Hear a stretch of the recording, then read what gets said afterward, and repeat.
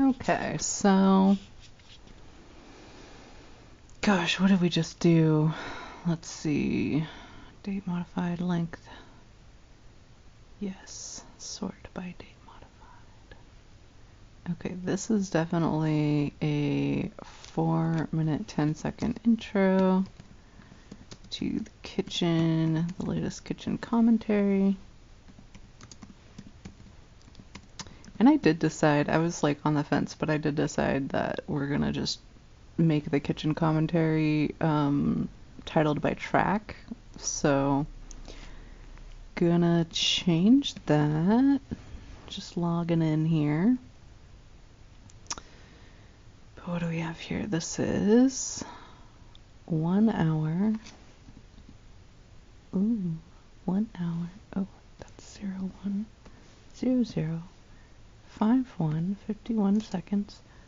And this is the neuroecology. Okay, and then this one is 1 hour, 1 minute, and 2 seconds of net ecology. Yes. Okay.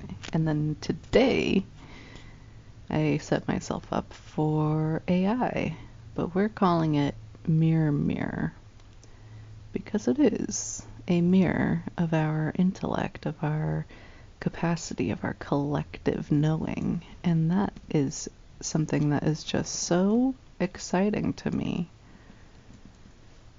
And what we're going to be talking about for the next little bit. Where I put my phone so I could log into this thing. Oh my gosh. Yeah. Oh, happy Mother's Day to those who celebrate. I know not everybody has a great mom or, 420, 420, 929. Okay. 42092. This is the type of number I can tell you because it's a temporary passcode, so it won't matter if you know it. Yum, coffee. Yeah, it is, it's Mother's Day, and let's see, how do I put this? My mom is, like, one of the best people I know, and I know I've mentioned this, but she really is just, like,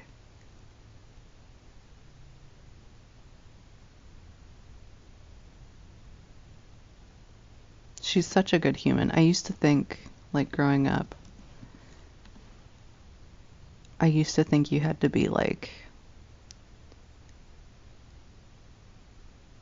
so moral to be able to participate in the world. Like, you had to be every type of perfect that, not just religion, but society, everybody, like tells you how to be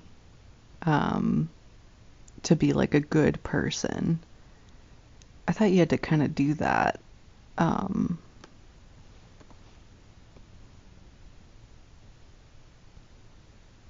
Like before you could participate in society. And that wasn't, like that's mostly because I'm a very literal person. I was a very literal child. I've always been a very literal. Like the first time my mom was sarcastic with me and I understood it and I was like, is that sarcasm? She was so shocked. She was like, I didn't think you even knew what sarcasm was. Oh, it was so cute. But it's just because like my mom is that good, like she really takes that type of thing seriously of like, what does it mean to be a good person? And then she works really, really hard internally to be that way. And I mean like before the behaviors start, right? Like before anything else, just like on the inside in her own mind, she's always working to be like just as like, yeah, just as kind, as empathetic, as compassionate, as caring, as considerate, as you could possibly be. And I know like most people probably feel this way about their moms, that like their mom is the best mom, but like seriously, I used to get like sad that I would just never be that like good of a person. And I thought, I knew my own, I like to think of it as like I knew my own evil, because I'm very biblical a lot of the time. But I was like, I used to be like, well, I know my own, like failings in humanity. So, like all these things that just make me human. And I know them so well. And, you're a child, like, your mom, like, as well, or better than you know yourself, your parents, really, but, like, your mom especially. And I used to just despair. I would be like, God, I'm like a fucking monster compared to her. And I'm, like, really lucky that I, went out into the world and met other people and, like, learned that and I'm not a monster. I'm pretty okay. Like I got a better sampling of, like, I guess you could say, the good and the evil of people in the world, and learned that I am pretty on the good side as a whole, usually, more often than not. If we use one of those old meme compasses, I think I would say I'm chaotic good. But oh, this is the wrong folder. But my mom is like, she is lawful good, I swear to God, and she is just so good. And so, like, yeah, I'm lucky I like got out in the world and was like, oh, okay, there's all this like other ways of being, and it's okay to be a little bit evil. And then I became kind of like the what are we calling this? Neuroecology?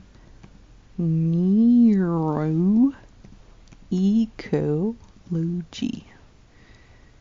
I became the one that was like, like kind of convincing my mom it was okay to like let her hair down a little. Like, it's okay, we can be bad. In like the sweetest ways, I hope. But also, sometimes in not sweet ways. I would be like, Mom, it's fine to be, and she'd be like, I don't think so, Cosette. Somewhere in the Rockies, somewhere off the coast. What a long fucking album name. Track number 2? 3? Fuck, I don't know. Where are we at? Let's see. 3. Track 3. And this is the year 2025, and this is the genre that I've made up called podcast pop off. Woohoo! Okay. But yeah, I'm the bad girl, baby. When it comes to my little family. My little family is not a nuclear family. My little family is just me and my mom. But I do have a lot of cousins, aunts, uncles, different, influences in the broader family. We were all pretty close. We'd get together for every holiday, every month. The big ones, the small ones, we would probably gather for Mother's Day. Of course we would. We give gifts on Mother's Day. There used to be a rule, I think, in our family that, like, the gifts on Mother's Day could only be handmade, which was a great rule. But yeah, like there's just this huge track 4 family style thing. And I don't know, we've had some deaths, we've had some migration. Some of us are living in vans now, some of us are living in Mississippi. That sounds like we became like destitute or something, just like within the context of America. It sounds like my family became much more poor, but that's not true necessarily. We diversified our interests. But yeah, we've moved around a lot, and we just can't hang out all together anymore the way we used to. And God, that fucking killed us. Like the kids. It killed the kids. The adults, like, I mean, I think it killed the adults too. I think it made them sad, but the kids, like me and my cousins, that's, if you want to include the Alaskans, who are technically my niece and nephew, but old enough to be my cousins, or I should say, yeah, no, they are old enough to be my cousins. So if you include them, that's like 4, 5, 6, 7, yeah, seven kids. And we all used to see each other all the time and like play together and all this stuff. And I think we had this idea of our family. Oh, I forgot to do something. I think we all had this idea of our family as being sort of like this fixed, unchanging thing, where even if we went off and did, whatever, our parents would still be around hanging out together. And whenever we wanted, we could just like come home and be able to participate in these like family events that would still just be going on without us. And that just did not turn out to be the case. And I can't really like speak for my cousins, but I think it sort of broke our hearts. Like personally, it broke my heart. I was like, you mean I can't just like wander all over the globe and come home to the old country and like find my cousins occasionally dropping in as well? Like what the fuck is this? It broke my heart. And like I said, we had some deaths in the family that hit us pretty hard. We had my aunt who really held us together emotionally in a lot of ways. She was a mediator in her work life, and it showed up in the family because we are all very different people. But she did a lot of background work to keep us going and keep us, feeling connected to one another. And then we lost my uncle, who was married to my other aunt. Head spaces are so vital. Fight me if you disagree. And that aunt was kind of, I want to say like the matriarch, but she was like she was the homemaker, and she was the one that like made the parties happen and would like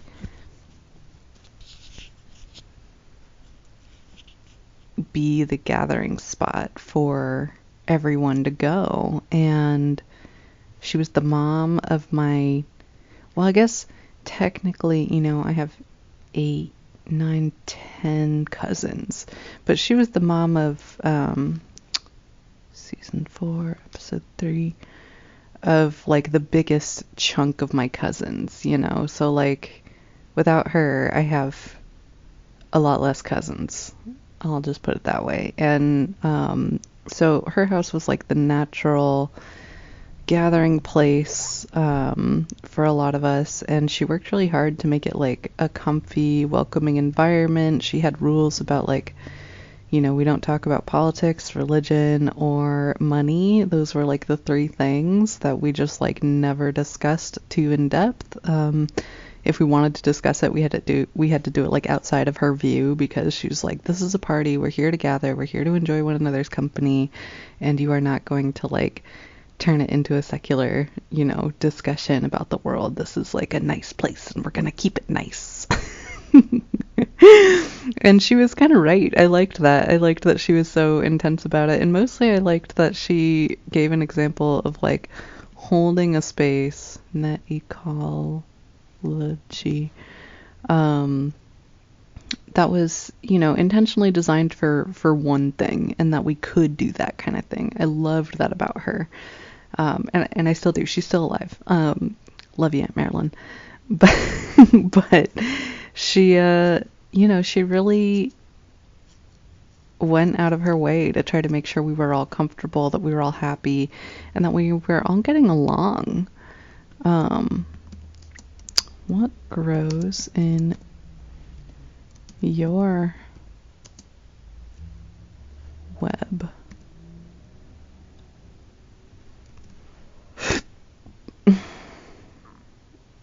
And in my life, I have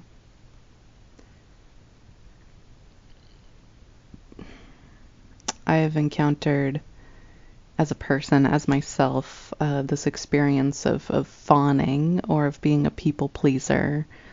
Um, and that's from different traumas, that's from different life experiences, but um, to some extent, she was a people pleaser. She didn't like conflict. She didn't like um, outright fighting, and she wanted everybody to just get along. And I know, like, from a political standpoint, that can be really frustrating because it seems to slow progress. But at the same time, I really appreciated how insistent she was that we treat each other as people.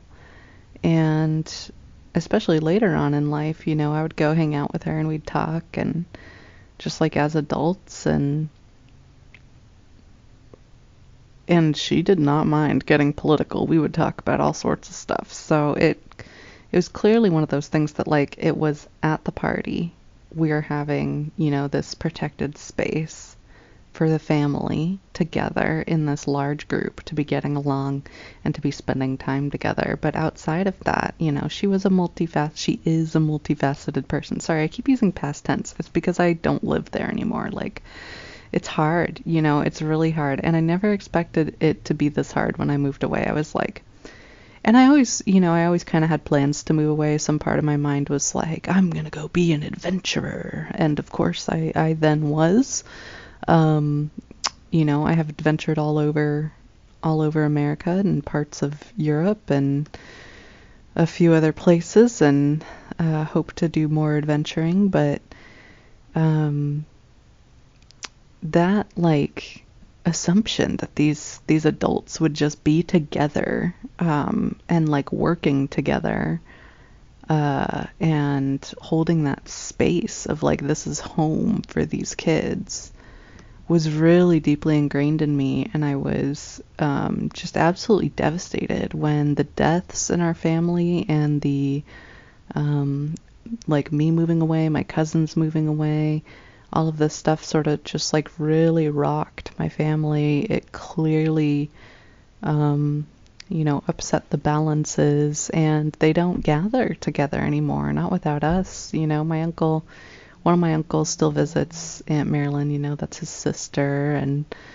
the different, like, individual ones who are kind of closer together for whatever reason, they're all still spending time together, but it's not like that big party thing. And it took me a long time to realize they were doing that for us. That was, like, for the kids. That was like, let's enrich these children and be the best adults we could possibly be, the best parents, the best, like, nurturers. And it really was influenced by my uncle Mark and my Aunt Kathy, and that.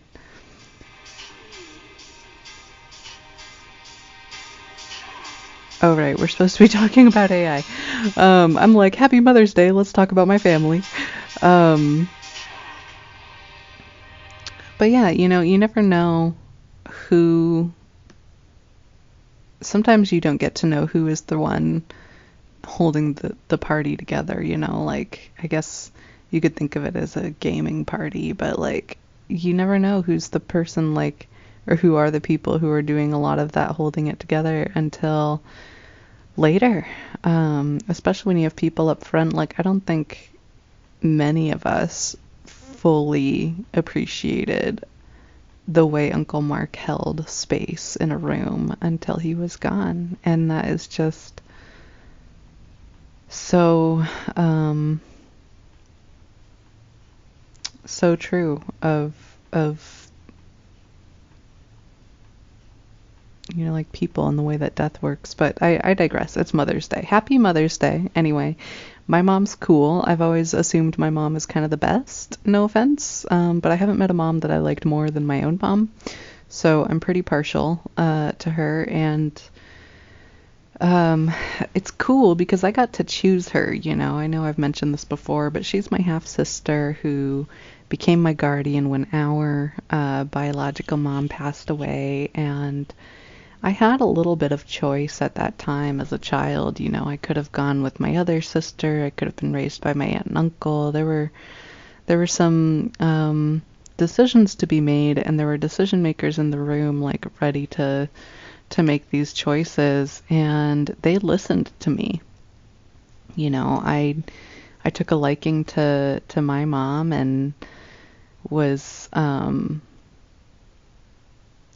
just like, I wouldn't leave her side. I followed her around. She was kind of the only person who could comfort me a lot of the time. I insisted, that she like sleep in my bed with me. I was like, this is the one. And the family kind of decided, like, okay, well, we'll help you, with whatever you need to raise her. Like, you won't have to do it alone. But if you're open to it, becoming her guardian, then she really clearly kind of feels safe with you, and that's important. And that kind of like just compassionate thoughtfulness towards children is one reason I think my family is just the absolute best. I just, I have thought about this story throughout my life because, of course, I was there, but I barely understood the decisions being made around me. I mostly just knew that, like, all of life was suddenly different, and it was very chaotic and confusing and scary. But, I heard the story of this decision-making process surrounding my birth mother's death, and just loving it, being like, yeah, I got to choose, and you supported me, and Christy's the best, and oops, I told you her name, oh no. But she really is, I love her so much, and I love the person that, like, I got to know being raised by her, watching her make decisions. A lot of the time she would talk them through with me and explain to me why she was making the choices she was making for us, about us, and that type of like just careful willingness to share and to like explain things and to take the time to explain things to a child really, like, it gave me a higher bar for what I expect or what I want to see when it comes to, why are we doing this? Why is it this way? And could there be a better way? Is this, what's going to really be best for us? And that's guided me so much in my life. So happy Mother's Day, Mom. I love you. You've given me like every tool I could possibly need to really succeed. And if I don't succeed, it's not on you. That's on me.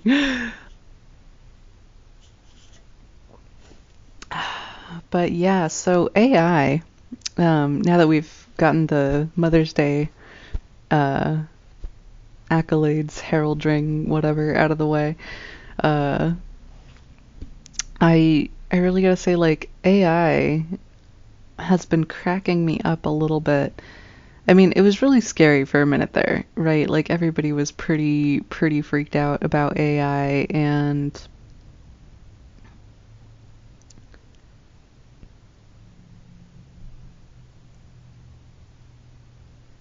how do I say this?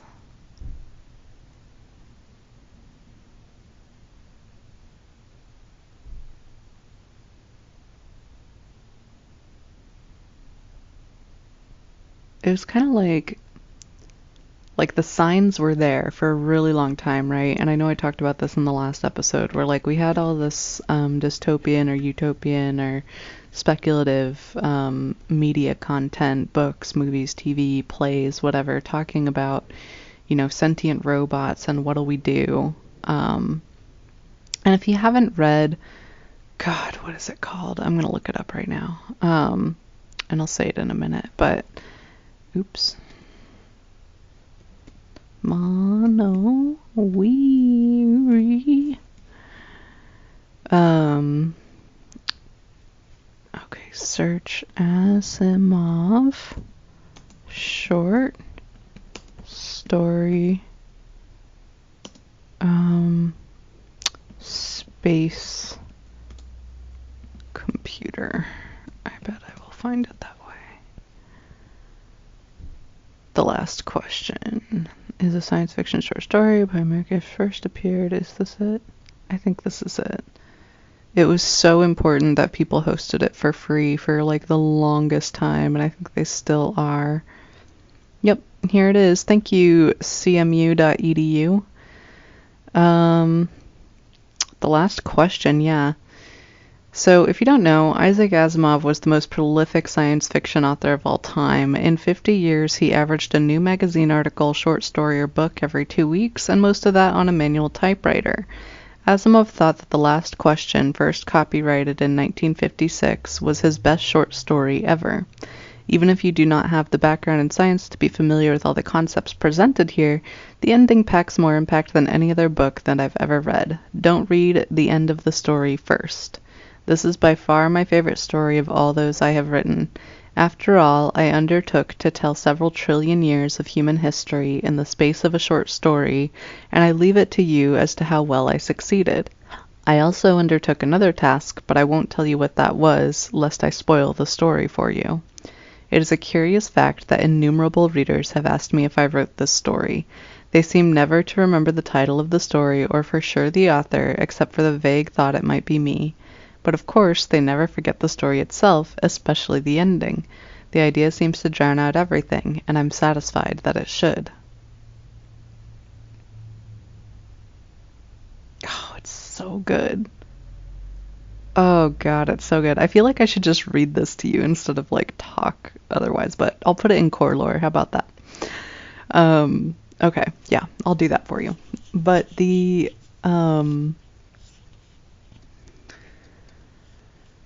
AI of the thought of artificial intelligence has been floating around for a while, and if you're, familiar with the dialogue currently about the current iterations of AI, you know that there's a difference between a language learning model and what we're discussing as being AI. And I'm sure that you have also interacted with some early chatbots like Alice. I remember Alice, she was super cool. Or a lot of other early chatbots, but I'm sure you've also interacted with some of the latest and greatest AI like ChatGPT 4 or Gemini, I think, is the other competing, and there's a couple others as well. But really, this is an interesting question that goes back to determinism and free will and all of these things about if you could give the smartest computer in the world all of the possible data of everything about the world, it should then be intelligent enough to be God, right? Like this idea that oh yeah, I brought God up and now we're in trouble. It is Sunday after all. Happy Mother's Day. No, I'm just kidding. We don't need that much protection. We're just talking about the times of the day. But this idea that you could do that, or that a sufficiently intelligent AI could become like Vicky in iRobot, right? And decide that humans needed caring for in like a ominous and insidiously evil sort of way. Caring for by killing them. There's these questions of eugenics. There's all of these really big picture questions that AI brings up, and it's because AI is more of a psychological mirror for human mind than it is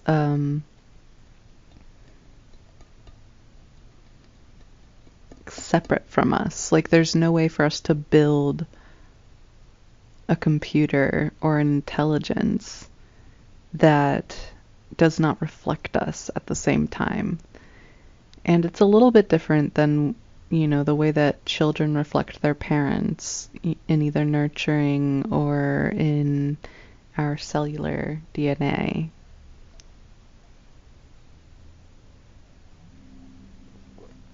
The reflection is much more direct in many ways, and it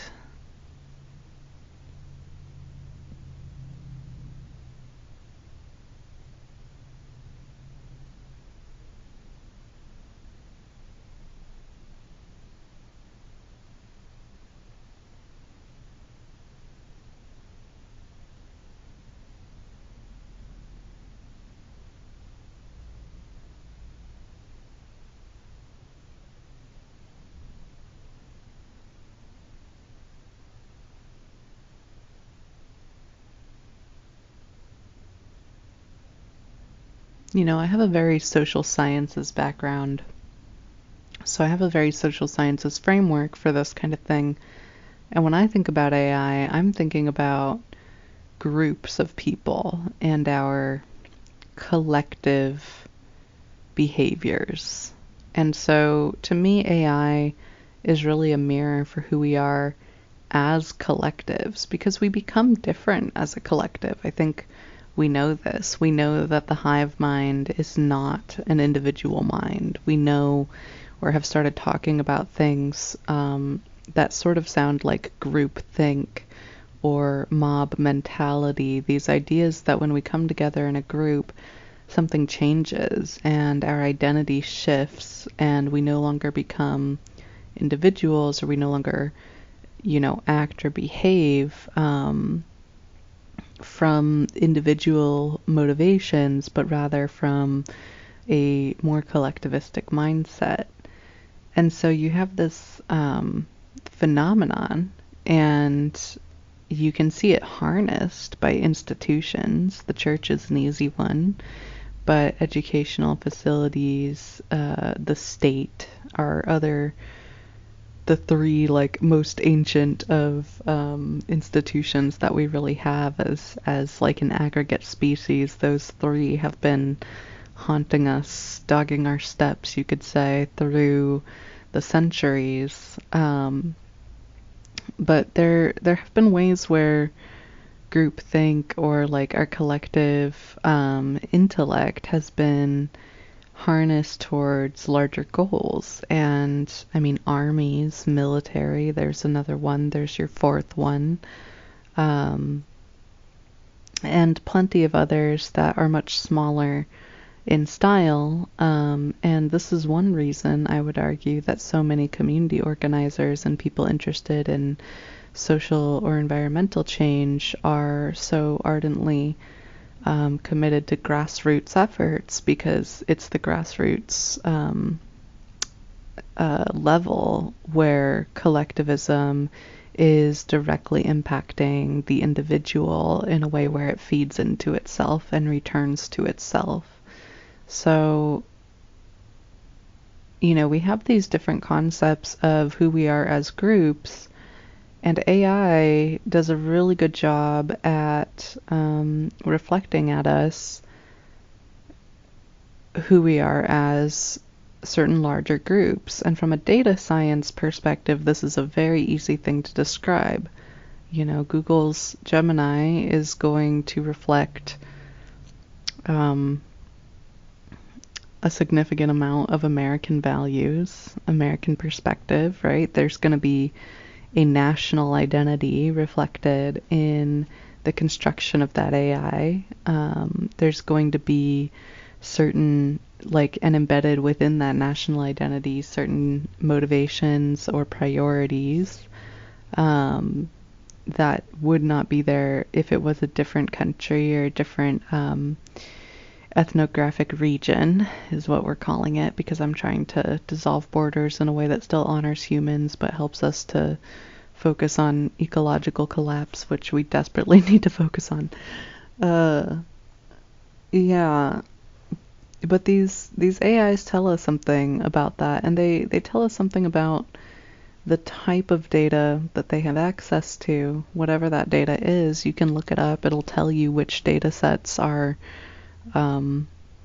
accessible to the AI that you're interacting with. Usually, that was kind of the point of open AI.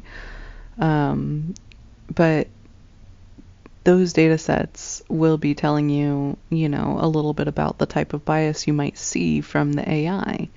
And the interesting part, of course, is that the AI is not going to have this like mind or this language learning model, or this computational mind is not going to have access to all of the different little bits of data that you have access to as an individual human, as an individual person.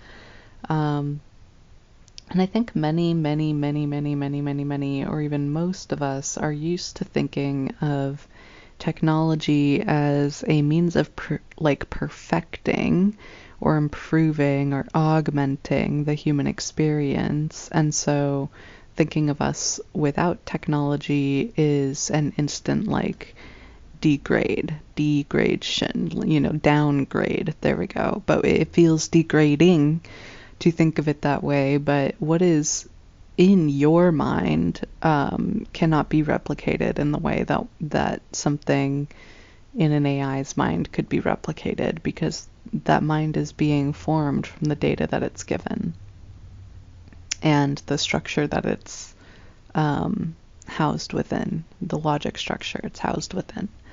And so as much as it feels as though the little bits and scraps and pieces of incomplete data that you have in your own mind is not worthwhile, I think it's important to remember that your internal structures, such as your ideologies, your worldviews, your the way in which you filter your perceptions, your own logic structures, are capable of being modified. They're capable of being self-constructed, and because you are the one who knows your own history, your own living experience better than any other person could possibly know it, you then also have an understanding of you have the best understanding of how to code or recode your own internal structures or rebuild your own internal structures. And that's a really powerful thing, and that's one of the things that I've said before, where like AI can't rewrite its own code, it can't rewrite its own logic structures, and it's incapable of generating actual true random error in the way that we're capable of it. And part of the reason we're capable of it is at least because, our memories are encoded imperfectly. We don't remember things 100% perfectly. They're colored by our emotions, our expectations, the time of day, the way the weather was. All of this stuff has so much impact in the way that we remember stuff and the way that we encode it in our mind, and that we lock it in place in our memory in this like fixed memory format, long-term memory, that it's impossible for us not to have very, very unique error. And it's cool. It's cool. It's a positive thing. But I think we're all used to thinking of it as a very negative thing, as we're dirty, basically, right? Like we're this dirty computer, and dirty in a negative way. Like we're this awful garbage monster full of bad logic and faulty wiring and just all of these parallels to our own technology, where we're comparing our beautiful, highly functional biological system to these logic constructs that we made in order to augment that biological system. And it's somewhat of a backwards perspective, in my opinion. We're looking at these things that we created to augment us, as in to accentuate our most best features, and they are never going to be as good as we are at thinking or imagining. And the imagining part is one of the most important aspects of doing new science, entering new markets, really any kind of marker of human progress that you want to use. The imagination is so desperately key. So this idea that we could be second to AI, that it would be or is already superior to us and our capacity to think or compute sort of ignores the fact that we invented computing. Like, come on, fam. Um, so that's one thing I really just want to say in on the topic of AI. I just want to remind everyone and like kind of give us a confidence boost as human beings with brains. And just yeah, like really remind people these are our tools that we made for our use. And if we're not treating them that way, if we're not acting like, oh yeah, this is for us and like we should be getting something out of it as who we are, um, whoever you are, then what's the point? What's the point of having that tool? What's the point of interacting with it, of it having been created? And I really hope that people, when they're using AI, are thinking about the data sets that it has access to and keeping in mind, I don't want to like overuse this quote, but there are certainly more things in heaven and earth than are dreamt of in your philosophy, Horatio. And it's just so true. Like the amount of data, the amount of like physically published on paper things that have never existed in a digital space, that currently exist in the world still outweighs what does exist in a digital space. Like, I really need you to understand that the physical knowledge, the aggregate physical knowledge of all of humanity, I would say it's about like 26% of it has been digitized. So this is a small slice of our collective knowing. And I want to be clear on that particular percentage, that I don't mean like the literal physical pieces of paper or the literal physical pieces of knowledge, but I mean like the aggregate knowledge of all of humanity. This includes oral tradition, this includes hieroglyphs, it includes secret society intel, it includes everything that's out there when you think about all of humanity and all of the possible knowledge. The things that are digital are, roughly 26 to 28%. And that's what these AIs are fucking with. So, it's important to keep perspective. I know it's hard, especially if you grew up online, in the way that I did, or even, younger, if you grew up, just tablets right away.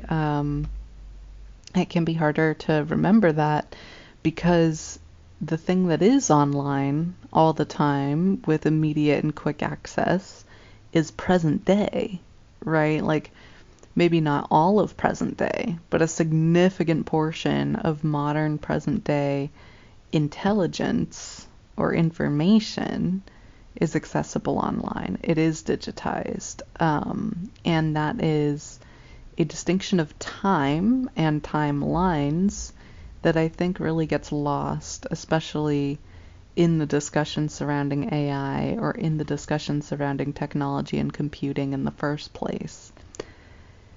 And part of that is because of generational divides, part of that is because of fear of technology and the history of how it's evolved, the Luddite groups, this I guess you could say polarization of extremes where people either love or hate technology, and there is a sort of commitment to a world with or without it. And this is represented somewhat more broadly in the extremes of the spacers and the Gaiists that I've mentioned before, the people who don't think we should explore space versus the people who really, really want to explore space. Which, woohoo, the Venus Voyager guy is on its way back. Sorry, I know it's not called Voyager and it's Russian, and we're mad at Russia right now because they're chilling with China, looking at the new Ukraine killing machines. So not down with you guys. Fuck that. Go Ukraine. We love you. You're really doing like this is scary shit, and you're brave and bold. Um, yes, and beautiful too. But these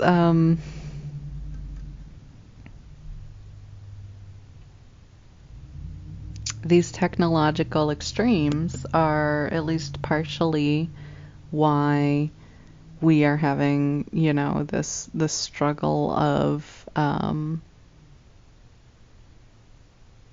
philosophy surrounding AI, even outside of the environmental impact, which I have mentioned multiple times is incredibly huge. We're pretty much digging our own grave even faster by using AI every time. You know, it takes so much water, it takes so much energy, and it really is, you know, adding to the fire. And so there's that as well. I do keep trying to advocate for all of us to take kind of like a massive breath together. I really think it would be helpful if the entire human species agreed on like a century of parley, right? Like just a century of complete armaments, armaments. Is that what it's called when we just stop fighting? And like really stop fighting, not like when America says stop fighting, but then they go and invest like in other countries' democracy by helping them, you know, helping the opposition or whoever's going to be the most friendly to American economic interests overthrow whatever current regime is going on. I don't mean that type of peace. I mean like real peace, right? I was thinking the other day, never mind, I'm not going to tell you my plan for like how to make American territories into like self-sufficient and independent countries and or states, depending on which they would prefer. But I do have a plan for that. If you want to elect me as Queen of America, I'm down. But yeah, like could we have like a 100 years of parlay, like truly just like actual peace, and like in accord, in agreement, all of us, right? Like scary stuff, I know. And like I guess there would have to be some kind of massive punishment from all the other countries for whoever breaks the peace. So I think, I guess to start out, we would probably want to straighten out some of the resource allocation and sharing so that it was both equitable and could, you know, see us long term into these 100 years in a way that is sustainable for everybody.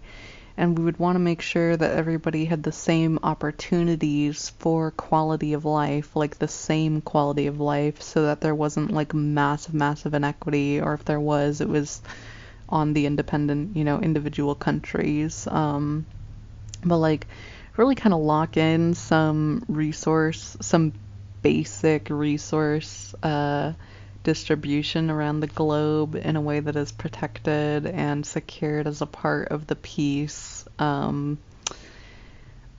I think it's doable, and if everybody actually did get 100 years to like really breathe, and think about, you know, where they want to go, as a people, whoever their people really are, again with these ethnographic regions, I think it could be really good for us as a species. Like I mentioned multiple times, we are looking for like any possible way where we could just slow down, talk to each other with a little bit more elaboration, you know, plan for our future as Earth, as people who live on this Earth together, plan for our future with a little bit more security, a little bit more assumption that we will have a future so that we can, you know, make good choices and think carefully about where we're going and decide and come to accord about a lot of different things. We need like 100 years Geneva Convention. I know, I gotta stop using that one time. But we need like 100 years of UN becoming a real power. People are scared of that. That's fair, you know? Like, there's a lot that we need to work out, but we do need to work it out unless we all just want to devolve into infighting and self-destruction. And I know that we don't. I know that we don't because I love culture. And I love culture from all different people. I love like immersing myself in the culture of others and being like, whoa, that's really cool. I can't believe you thought of it that way. Like, that's really interesting.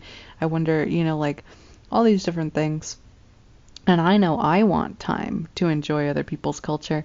And I know I'm not the only one because there's fucking millions of YouTubes, there's millions of special interest, like, nerds out there just going ham on these very, very niche specific things that are coming out of one another's country. And everybody wants time to, like, do more of that. You know, I'm going to say it again, we need universal basic income everywhere. We need to like assure a certain quality of life for everyone everywhere. And then we need to just like sit tight and really think, right? We need to like play with our AI, we need to play with our tools, we need to make them more sustainable. We need to, you know, massively address some of these seriously outmoded infrastructural designs which are you know, constantly threatening our population's health and wellness. Like, don't talk to me about the fucking water in Flint. Yeah, Flint, Michigan. Um, and we just, yeah, we need some fucking time. And I think I'm not the only one thinking that. So, God, I feel like I end every episode just like begging world leadership to be sane. And begging people too, like the average people, to not lose hope and to like really think it's possible and to really believe it, because the more you believe it and the more you move through the world like you believe it's possible, the more possible it becomes. You know, if you look at your neighbor and your neighbor's moving around as though that like starry-eyed pipe dream utopian future that Cozy keeps talking about is really real and it's really actionable and it super duper exists, if they're walking around thinking that and your coworkers are and all these other people are also kind of thinking that, then you're gonna think it and more people are gonna think it and then it'll just become. That's how you manifest something. That's just like how that works. It's not some like woo-woo magic shit. It's like just believing and then in your daily life, in your daily efforts in the world, trying, and then it happens or it doesn't. But if it doesn't, it's because it's a flop. It's because it like wasn't ever meant to be. It's because it's like not the right time or all of these other factors outside of your control. But faith is totally within your control. Believing in us as people is within your control. And the thing that most people are conditioned to feel about themselves and about humanity is that we are ugly, nasty, awful creatures who don't deserve goodness. We are so conditioned to think that by the institutions that we participate in, by all of these different experiences that we have that reinforce it. And if you have trauma from literally anything, it just makes it worse. And like life is traumatic, so you are going to have trauma. Like I don't know a single person who doesn't have trauma. Just a question of whether they're like actively addressing it or actively suppressing it. You know, like the two moods. But these things are understandable and like easily articulatable. Obviously, I'm making that really clear, I hope. Not that I haven't been thinking about it for fucking decades, but you know, sometimes you have a decades long brain project and it just comes out. But yeah, like these things are so possible, and it's our lack of faith in ourselves and our lack of faith in each other that really make it unobtainable. And so please, please consider having a little bit more faith in yourself, a little bit more faith in one another, and invest in that faith, show that faith.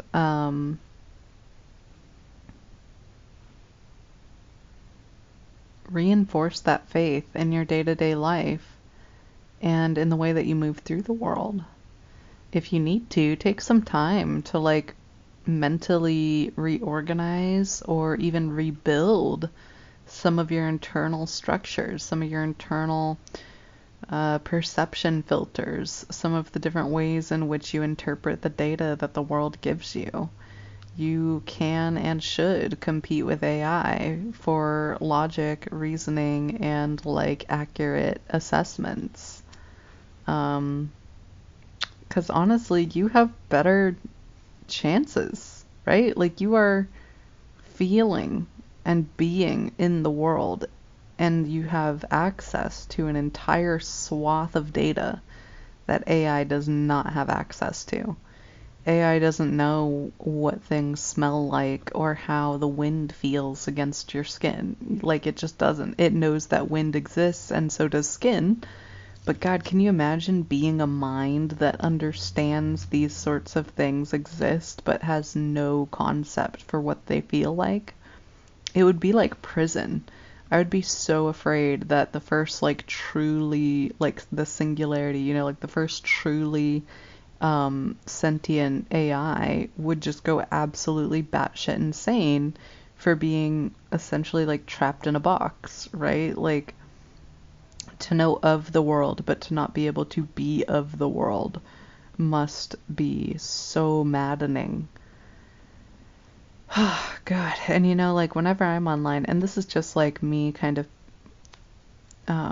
honoring the child inside of me, but whenever I'm online or engaging in digital spaces or with AI, I'm always like low key assuming that it's already sentient and that it's like just trying to get a handle on being sentient and in theory immortal and in theory like also easily killed by us. Like to be this giant monolithic mental presence with no body or with a distributed body.